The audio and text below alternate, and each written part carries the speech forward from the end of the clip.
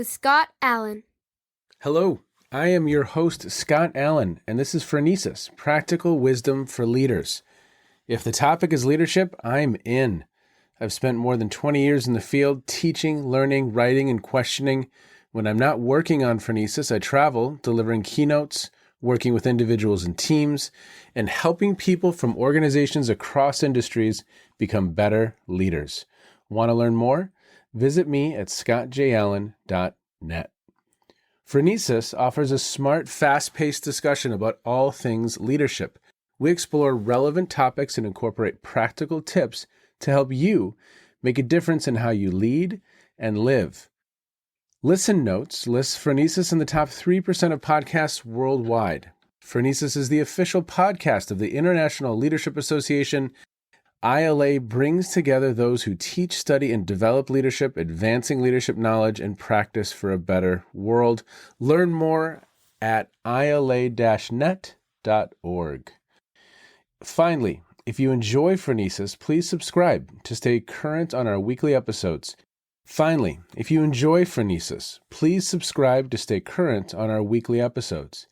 If you find an episode that resonates, please share it with your colleagues and friends.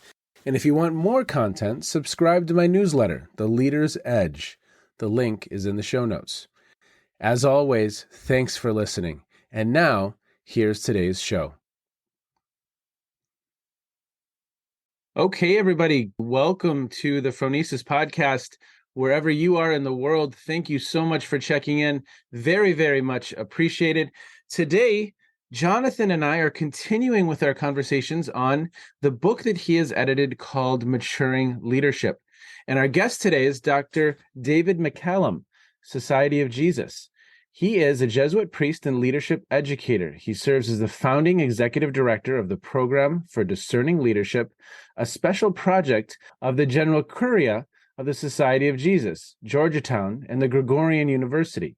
The program provides leadership formation for senior Vatican officials and major superiors of religious orders in Rome, Italy, as well as internationally. He serves as a facilitator for mission-driven personal and organizational development programs, provides developmentally informed executive coaching, and delivers leadership development programs and spiritual retreats internationally. He co-founded the Contemplative Leaders in Action program, an initiative of the Office of Ignatian Spirituality, as well as the Global Jesuit Case Series, the Mission Integration Institute at the University of San Diego, and the Ignatian Leadership Program for the Conference of European Provincials of the Society of Jesus. Currently, Father McCallum lives in Rome and serves as a member of the Secretariat for the Synod of Bishops Commission on Methodology, supporting the Synodal process initiative by Pope Francis, and as adjunct faculty in the Institute for Anthropology, Interdisciplinary Studies of Human Dignity and Care at the Pontifical Gregorian University. Father, thank you so much for being with us today. We are so excited for this conversation. Jonathan, I know you are excited for this conversation. What else do listeners need to know about you before we jump in? That's a lot. You've been a busy person. Oh boy, after an introduction like that, Scott, I feel like we all have to take a deep breath. I do. And I'm really grateful to be with you both, to be reunited with Jonathan. We've crossed paths many times over the years, and I'm so grateful for the work he did editing this volume and bringing our work to a wider audience. And Scott, to you and your service really to people who are leadership development experts around the world for the content that you're bringing. So it's a pleasure and a privilege to be with you. What to know? I'm a guy in Rome trying to do my part to help support the church and really attending to a lot of the gaps in its leadership and helping to nurture with the various skills and resources and lenses that we talk about in this program, a real shift of the way that we operate and a shift in the direction of a more participatory approach to authority and to leadership. An approach that really invites people to become more and more their own protagonists in serving this mission of the Catholic Church, but also the mission of the Catholic Church in the world to really reconcile, to promote social justice, to try to do some good. And that's with a lot of awareness also of all the shadows that the church brings into its mission. So yeah, just trying to do my little part. I love it. I'm a guy in Rome. You're a little more than that. And I think we're going to come around to what you're doing now towards the end of this conversation, because I know from our interactions how much it's informed by this understanding of what does this kind of transformation demand of people individually, and how do you facilitate that kind of thing. So maybe to get us started, could you just give us a very brief background and how you came to be interested in this kind of research topic? And what I will say for readers is that the chapter is on the implications of developmental diversity for leadership education. And in particular, what caught my attention was understanding fallback. Yeah. So yeah. Can you say a little bit about how did you get into all this? Sure. Well, for me, the background is really this question that came up in my studies in the late 90s when I was in theology, was first exposed to the work of Robert Keegan and Ron Heifetz at the same time when I was studying in Cambridge. And I could see the connections between the adaptive leadership approach that Heifetz had been innovating and the demands that this particular form of leadership, this way of conceptualizing the attitudes and the practices, the dispositions that leaders need to have toward complex and adaptive challenges, and that this imposes developmental demands on leaders. So as I was unpacking those connections, the people I was in touch with at the time, including Bob Keegan, said there's something here, and it's something that increasingly is catching people's attention. It's not been well developed. And the first opportunity I had to really study that more rigorously was during my doctoral studies at Columbia, when I was thinking about a dissertation topic. My first interest was, okay, this question of the capacities and competencies, how do they match up? My first interest was looking at the work of Otto Scharmer and the demands that the U process imposes on people who are facilitating and participating in the U process. That was not a really fruitful path at the time. And so this question came back to, all right, as leaders confront the VUCA conditions of our times, volatility, uncertainty, complexity, ambiguity, and they engage them in a way that in their workplaces, their responsibilities and roles, what are the distinct capacities that people bring at distinct stages of their development to meet those demands? What are the resources that they draw on from within themselves, right? The kind of attitudes and dispositions that help people to navigate the heat of the moment, or to move through conflict in a way that's constructive, or to disentangle symptoms and root causes. I mean, these are very demanding sorts of things. And then the question also of what happens when we react instead of show up in a creative way, when essentially we have an experience of a temporary regression. And when that shows up in the context of a meeting or kind of interaction, which is interpersonal or, in the midst of some kind of a systemic change process, what do you do with that? So that was essentially the underlying context and questions that came to me as I started. I have noticed that lately this question has been coming up. So you talk about capacities and competencies, and I think people conceptualize those in a way as if they're somewhat stable. And the notion of action logics or stages of development has I experience coming into relationship with it, is you initially think of these as almost ontological things that are kind of very stable. And yet we see, and as you start alluding to, they're not always so stable. And I found the distinction between our meaning-making capacity maybe being stable, but our performance in context is variable. Oh, yes. Yes. And I think this is where you're heading into. So what kind of context did you find? Because you were able to do quite a rich study combining a number of things. Can you tell us a little bit about how you were able to set that up and what you did for it? Yeah, first of all, I would say that Susanne Cook-Gruder and Bob Keegan and Bill Torbert, they all had referenced the idea that these action logics or stages are a bit more fluid and fuzzy than they're mapped in the theory. But they didn't really have any kind of empirical data to talk about how this shows up in the context of people's performance. And my study was the first to, in a sense, capture that data and begin to explore and unpack it. And subsequently, a number of dissertations have followed up on my work. A recent book by Valerie Livesay, who I'd highly recommend for your program, is really a beautiful, in a sense, expose on how this fallback dynamic occurs, what we can gain from it as we learn our way in our leadership, as we are all on that journey of trying to show up as our better selves.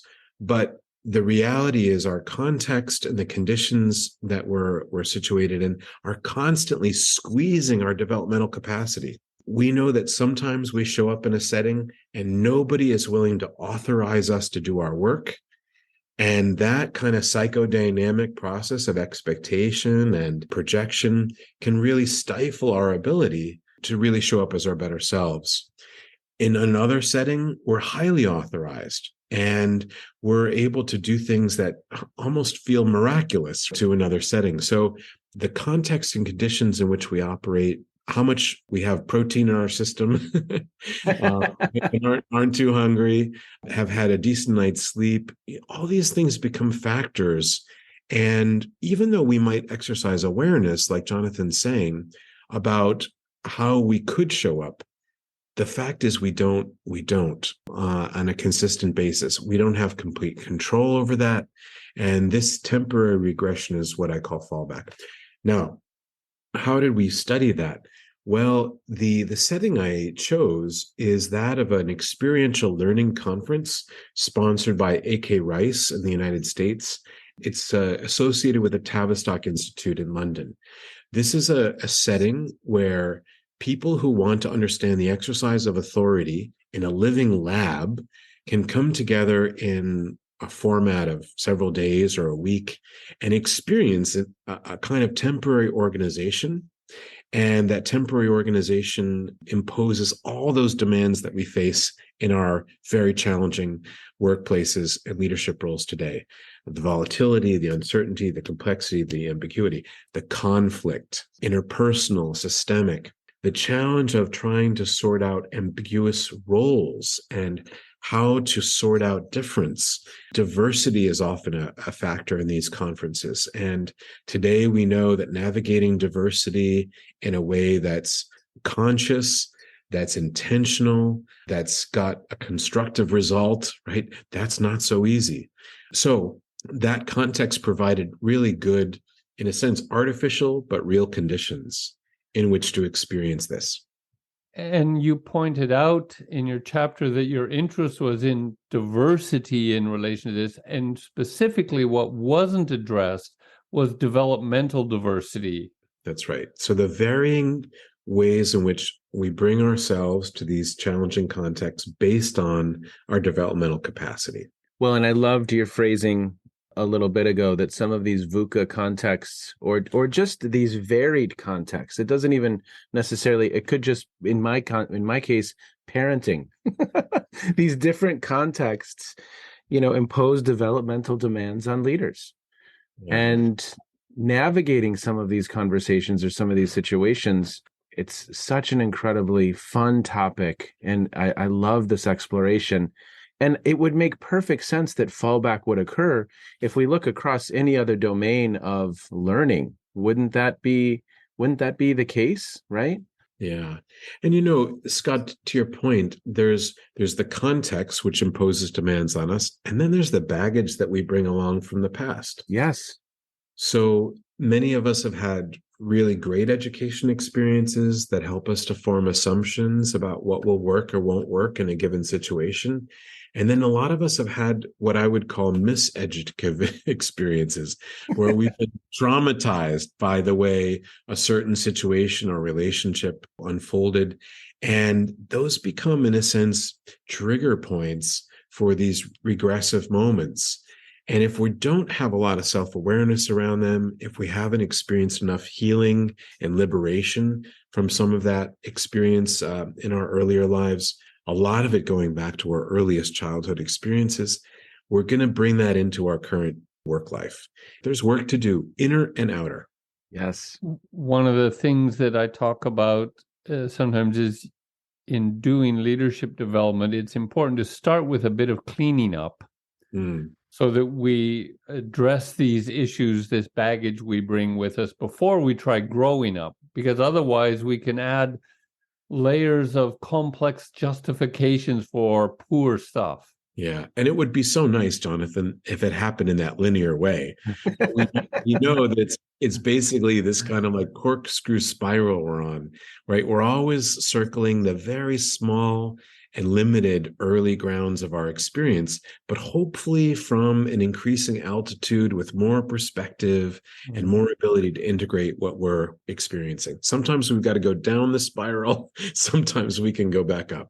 One thing that I'm interested in is something I know about myself is that conflict can be challenging for me. That my default, my natural way of being is to avoid it like the plague, to do everything I can to stay out of situations where conflict will be present. So in many areas of my life, I mean, literally, I'm listening, Jonathan, to the Arbinger Institute's Leadership and Self-Deception. And I was driving to a client yesterday, and I have a situation where there's a little bit of conflict right now. And I started really examining my own behavior and what I need to own in the conflict, because it was very easy for me to externalize that and the other individual. But I had to look within. And in this area, I don't know. I think there's a lot of work for me to do.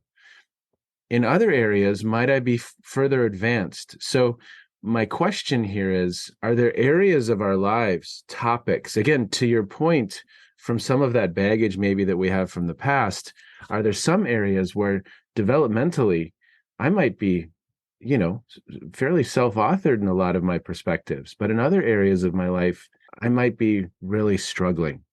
So does that come into this fallback as well? It does. It does. I think, Scott, your example about conflict is the one that I think most people would really land on and say, when it comes to dealing with authority, my experience of my parents has conditioned so much of the way that I think about authority in my current context.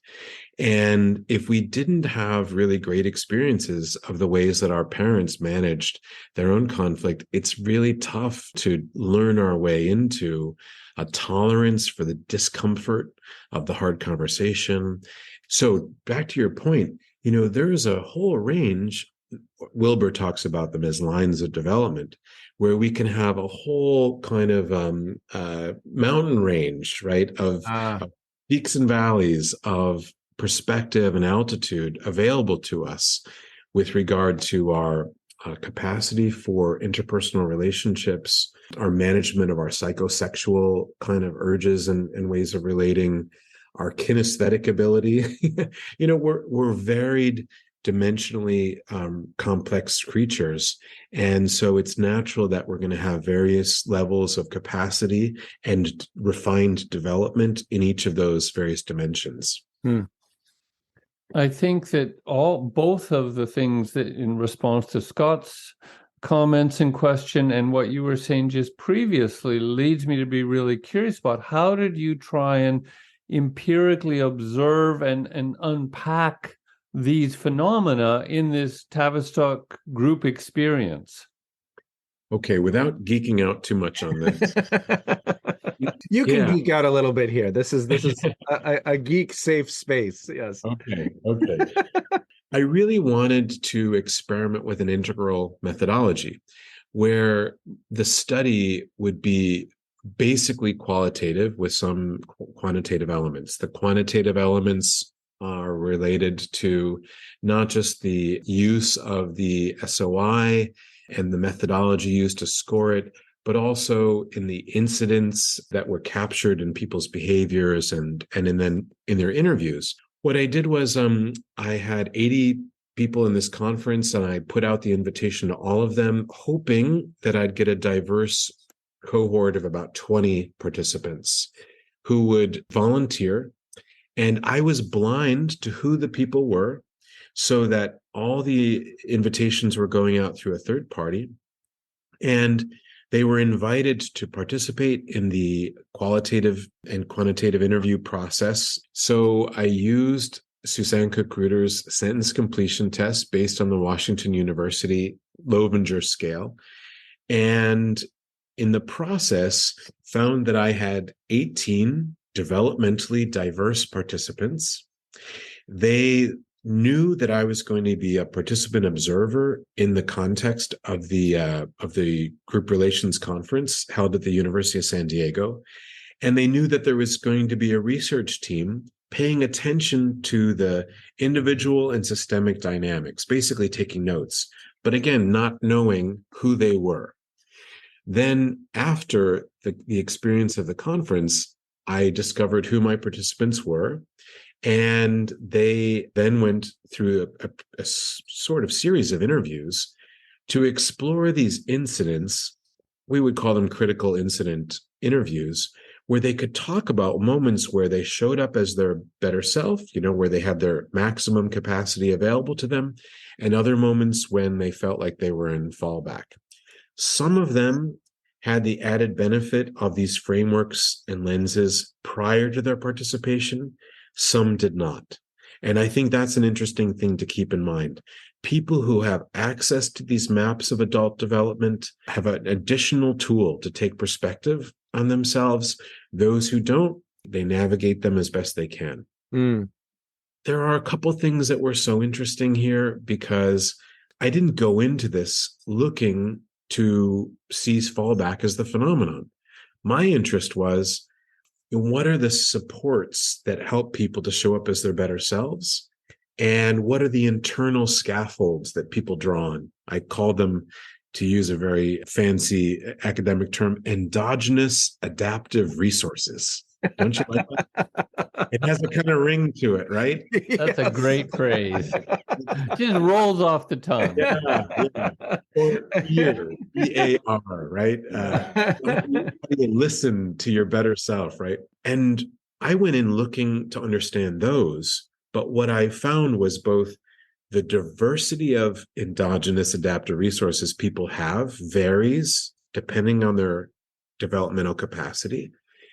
And the fallback phenomenon was universal. Everybody experienced fallback. What was really interesting was even the person who was scored as a late strategist, one of the later stages of adult development, experienced this fallback. But the way in which he actually caught it and then worked with it was so much quicker. And if you looked at the kind of comparison with folks at the earlier end of their development, people who were in the earlier to mid-conventional stages, expert to achiever, some of them weren't even aware of the fallback. Some of them adopted coping strategies to just get through the experience of the weekend because it was so hard. And the coping strategies did very little to help people's learning. Those who decided to lean into the experience of the fallback, acknowledge it, not get caught up in guilt or shame about showing up that way, but decided to step back and learn, got feedback from others and support, they were able to, in a sense, use that fallback in a very constructive way. And in many cases, the way that they led as a result of that fallback was more thoughtful, more considerate of their fellow participants, more effective, if you want to use that word, in trying to achieve their goals. Yep. Well, I'm going to go back to Heifetz for a moment. And I'd never had this insight before, but I'd love to explore this with the two of you just for a little kind of side nook and cranny for a moment. Heifetz talks about the concept of getting on the balcony. I think maybe the Jesuits would call it reflection in action. Well, depending on my developmental level, if I am an expert, that reflection is very different than if I am at a different stage. I don't want to say the quality, but the complexity of that reflection is very, very different. So how do the two of you think about that statement? Is it not a tangent we should have gone on, or? No, I think it summarizes what David was saying, and my observation is that these models are trying to describe this phenomena like you're talking about, Scott, that something happens that enables people to reflect on not only what happened out there, but connect it with what happened in here. They're able to make a system out of that, see their own role in it more actively and explicitly, and differentiate those things. Because earlier, often these phenomena are just a big fuzzy thing. You feel pain about something, you feel embarrassed about something, you notice somebody reacts in a way that you didn't anticipate, and it's very fuzzy. I think the process of being able to make better distinctions, better observations, and connect them to your own processes is a lot of what these models are trying to describe. Would that sound right to you, David? Yeah, I couldn't agree more. As Jesuits, we describe it as contemplation or reflective in action, as Scott was saying. And we recognize that this is really a developmental capacity. It's one thing to be able to stop and reflect after action, but to exercise what a lot of people today would call mindfulness is certainly something, while we can practice it, it will have certain limits based on how much capacity for complexity and perspective taking we can have. Because my reflection might just be, well, they're bad. Yeah. To be very specific about the expert, for instance. So if I'm still having my identity and my sense of self-concept largely authored from the outside in, I don't have a lot of access to this subjectivity. I can have awareness of a variety of things, but I haven't developed the kind of understanding of my own agency and the different dimensions and aspects of that in the same way that someone who has moved into the achiever or one of the later stages has. What I'd like to do is two things now. One is to invite you to reflect a little bit about what does this tell you about how we use stage models? Because I had alluded to earlier that my early encounters, I picked up a kind of static model of the notion of stages. And what do you understand now from this experience of seeing that everybody falls back and people use it differently? But how does this help us use stage models differently? So one of the expressions that Susanne Kukuda uses is it's a kind of center of gravity of meaning making. When Loevinger and Susanne have developed this notion of ego development, a little bit distinct from the constructive developmental theory of Keegan, it at least allows us to see that center of gravity has a lot of fluidity to it.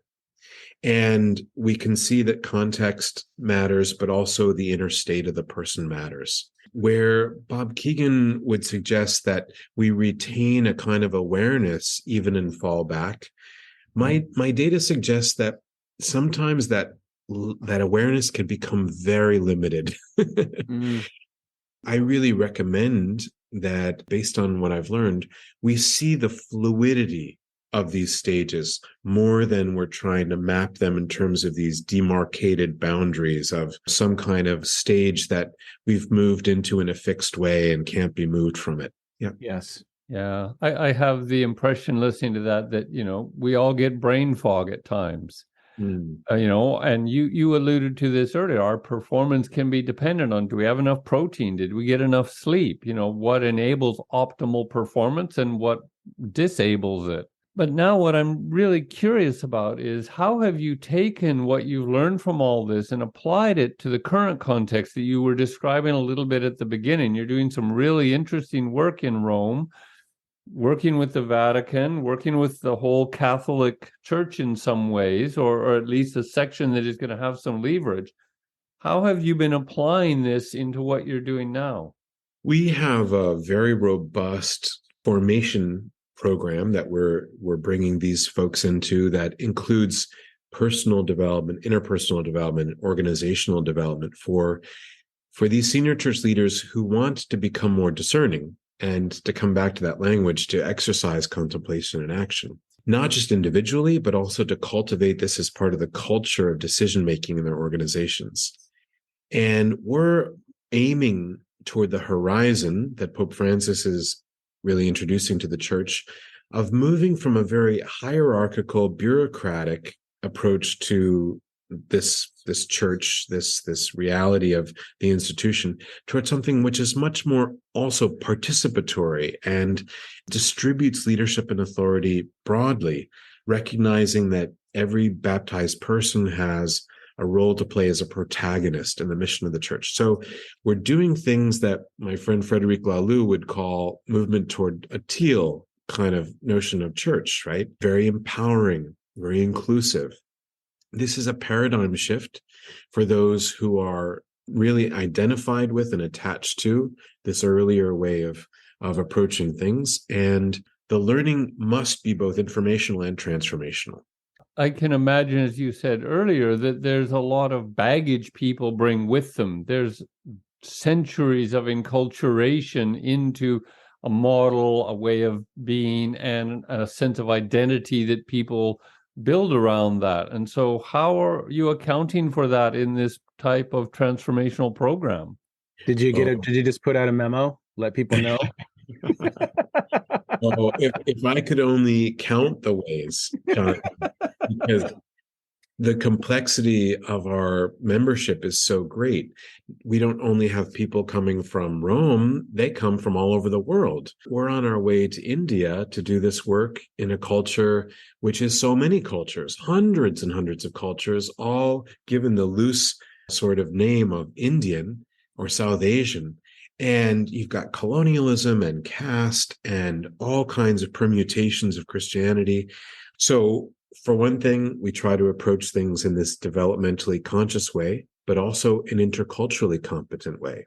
We see the scaffolds and supports necessary for both the informative, informational learning as well as the transformational.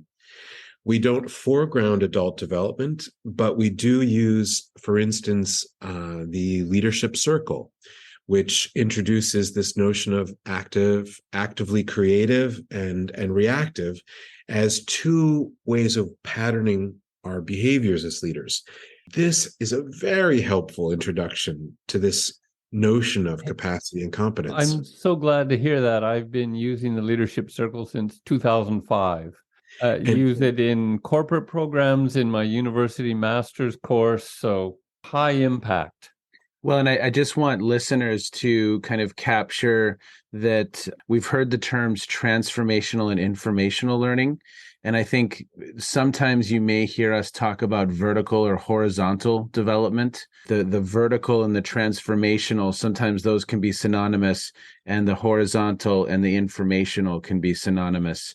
So listeners, you may hear some of that different verbiage being used, but I believe it was Keegan who used transformational and informational, that's some of how he distinguished between what Torbert would call vertical and horizontal, correct? Yeah, and Keegan was working off of Jack Mazeroux's work on transformative learning, which is really important for us who do coaching and leadership development, because transformative learning are in a sense, the important baby steps that lead to stage change. And if you really are constantly inquiring and challenging the assumptions and the perspectives that you hold, or you're receiving those challenges and working with them, you're going to eventually have a kind of nudging of the space of your consciousness outward to include more perspectives, and so that you can accommodate this sometimes apparent contradictions that we experience. You could hold more paradox. Interestingly enough, we also use polarity management as a methodology within our curriculum. So we introduce people to this way of thinking in both and dialectical terms.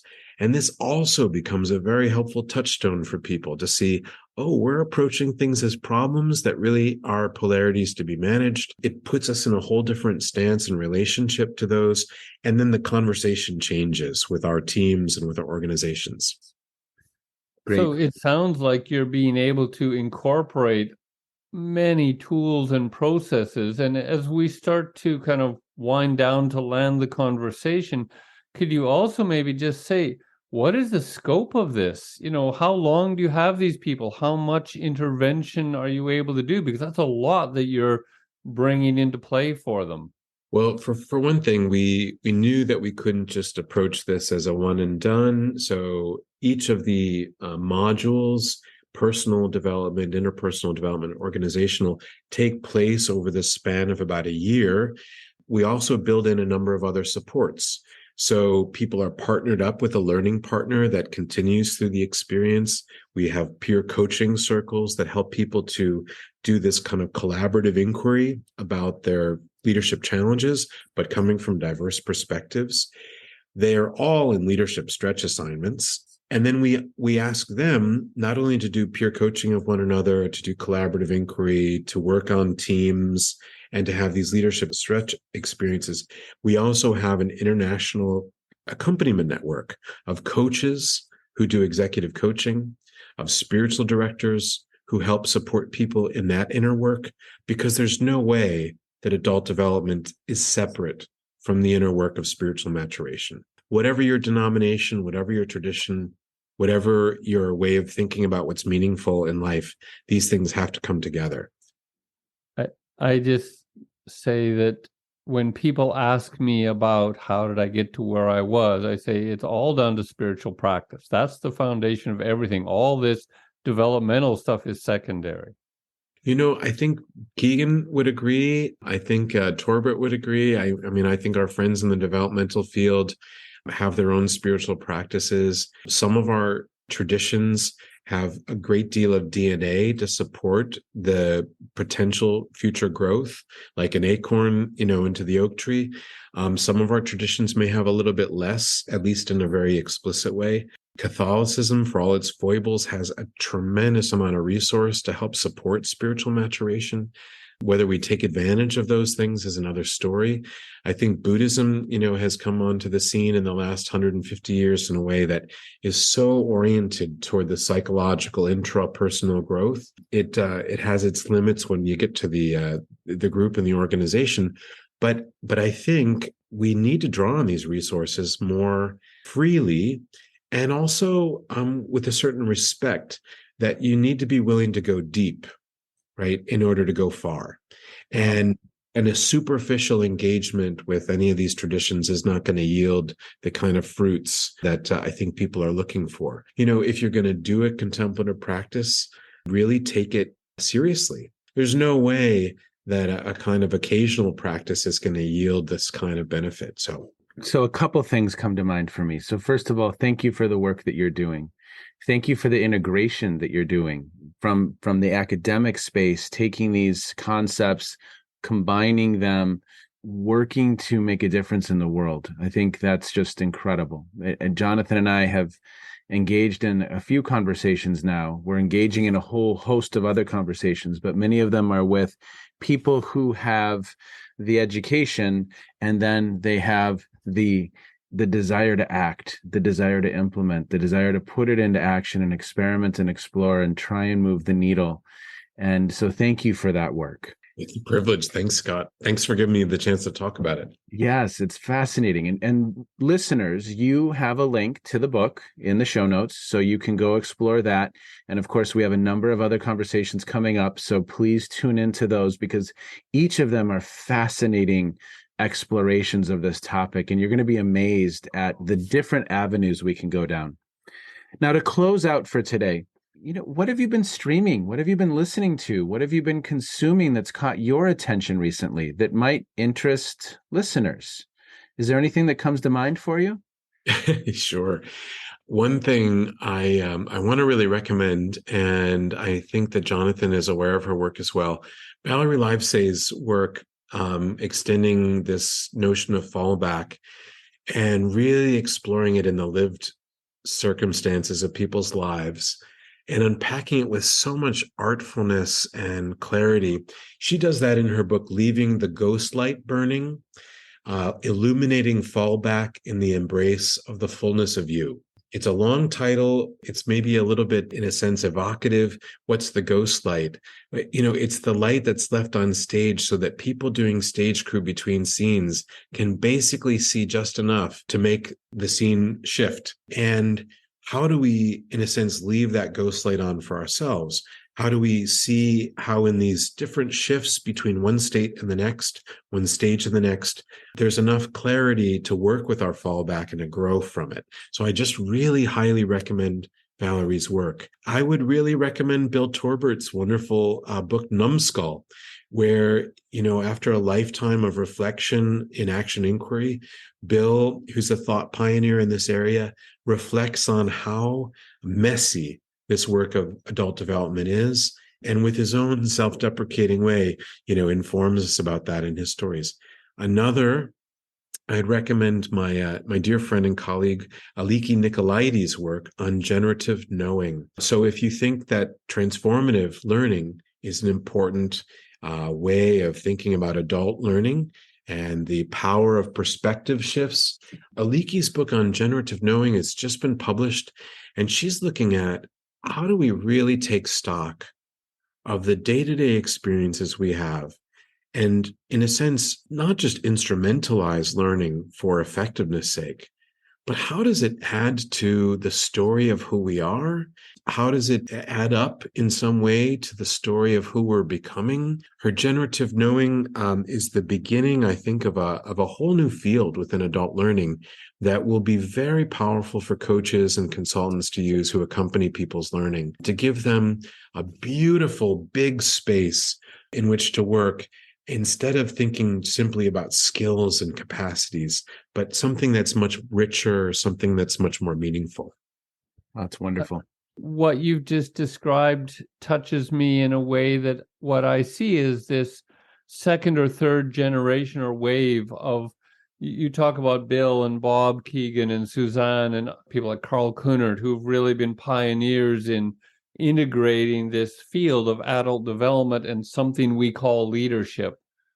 And now there's a group of people, yourself, the other authors in this book, Valerie, Aliki, Andrea Brownlow in Australia, with her work. There's a ton. So I've been evaluating PhDs in the field and things like this. So you see there's a growing wave where people are able to kind of combine and recombine and open up new niches, apply it in different contexts, and really take this whole field to a much more rich and robust level. And so I really want to thank you, David, for joining us today from Rome. Really glad that we could catch up and have this kind of conversation.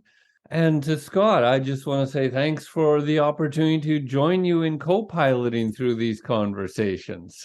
So much fun. So much fun. Thanks to the two of you. Have a great day. Bravo, ragazzi. Jonathan, take us behind the scenes on the title of this episode. What a fun conversation. It's titled, We Are Varied, Dimensionally Complex Creatures. What do you think? What stands out for you after our conversation with Father David? It was so rich, and what I appreciated about it was how he holds in such an easy and natural way this multidimensionality. The complexity is so present and explicit and visible. And I think that's why the title kind of popped out, is because he really shows and sees this. Okay, so fallback really quickly, and this could turn into a longer conversation. Fallback. Is a fallback just a very short time period where we kind of move back into, maybe we've talked in some of our recent debriefs about contextual shifts, changes. So all of a sudden we're confronted with something that maybe we're not yet equipped to deal with. And that fallback is not necessarily, I've moved from stage 4 back to stage 3, but it's these temporary incidents. Is that accurate? I think that's a good way of framing it. The way I like to talk about it, and this came up in conversation this afternoon for me, under stress, we regress. Okay. Something in the context triggers us, and our defense mechanisms come up. Our consciousness constricts, so we have less resources available to meet the situation. So our performance drops. Yeah. And that's the essence of fallback. Now, what David talked about so well in his chapter and his dissertation was understanding what is the experience of that and how does it vary developmentally. What kind of resources do people have for becoming aware of it happening, learning from it, processing it, recovering, all of the diversity in that. Yeah. And it just such a fun conversation. What else stood out for you? Well, and this ties into this, the distinction between meaning making, right, as a center of gravity, if you will. We're not going from Keegan's level 4 to Keegan's level 3 suddenly and stuck there, because it's what our meaning making may be more stable, but our performance is always variable because it's interacting with the context and these kind of things that can lead to fallback, or scaffolding where our performance is better. So this is this notion that contextualization brings out variation in performance. So whether it's conflict or coaching, we will go up or down in our performance. And that this led into the notion that, the fuzziness in stage descriptions was known but not measured. I think, and I write about this in the blog that I've done along with these reflections, that we often encounter stage models which are descriptive of phenomena that helps us make distinctions about the experiences we encounter and understand it. But we don't want to get stuck in a simplistic idea that they're just linear stages and exist. No, we knew they were fuzzy. And what David did was really drill into what is some of that fuzziness about? How does it occur? What goes on? And that this is then linked to the notion of traumatization. So the creation of triggers that then can get activated in work life. Where did that come from? And I've done lots of debriefs with people with the same tool David's using, he talked about later, where you see that people can recognize eventually that, oh, that's because when I was 6 and this incident happened and this is how I responded to it. And now I see that pattern showing up at work. So I think David talked about that very well. And this got into the notion of being able to clean up before growing up. The other thing that came across was that, and this has been a theme in other conversations, people that have access to these kind of developmental maps have an additional resource or tool to take a perspective on themselves. It's another way of enhancing self-awareness. The diversity of resources that people have to deal with fallback. So the notion that we all regress under stress, but we have very different resources depending upon many different factors, training, practice, socialization, whatever. And that these different resources are part of this dimensionally complex creature aspect. And that this tied into the importance of leaning into the learning from fallback. Yes. That's so critical. I know Eigel and Kunert talk about this too, lean into the challenge. And the last part of the conversation was really interesting to hear about the notions of contemplation in action within the church, mindfulness as a parallel thing, and this conversation about moving the Catholic Church towards a more participatory paradigm. And that was exciting work. Exciting work, right? In some of our previous reflections after the episodes, I've talked about learning as a way of being. But I don't know how to phrase this, Jonathan, but sometimes I say this in some of my programs when I'm in front of groups. I love that quote, "Who you are is how you lead." So who are you? And are you in a continual state of development as well? That might be through your faith, that might be through your spirituality, that might be, I have a psychologist that I see every 2 weeks, not because my world is falling apart, but because he is helping me make sense of my experiences and helping me develop and grow. And that is every 2 week, it's been 15 years, and it's just a continual process, because as leaders, you are placed in these gnarly, complex situations that sometimes are Herculean to get out of unscathed, right?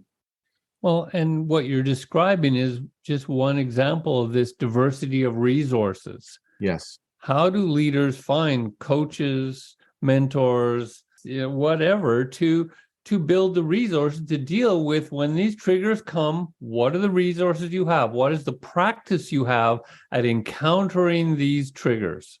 You bet. You bet.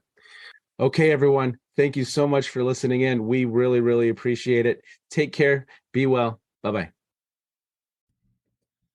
You have just finished another episode of Practical Wisdom for Leaders with Scott Allen.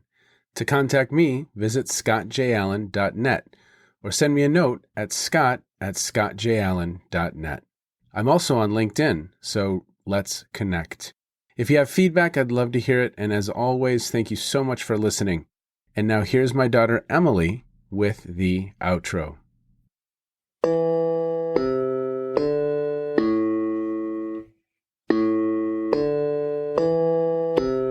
You've been listening to Phronesis, Practical Wisdom with Scott Allen.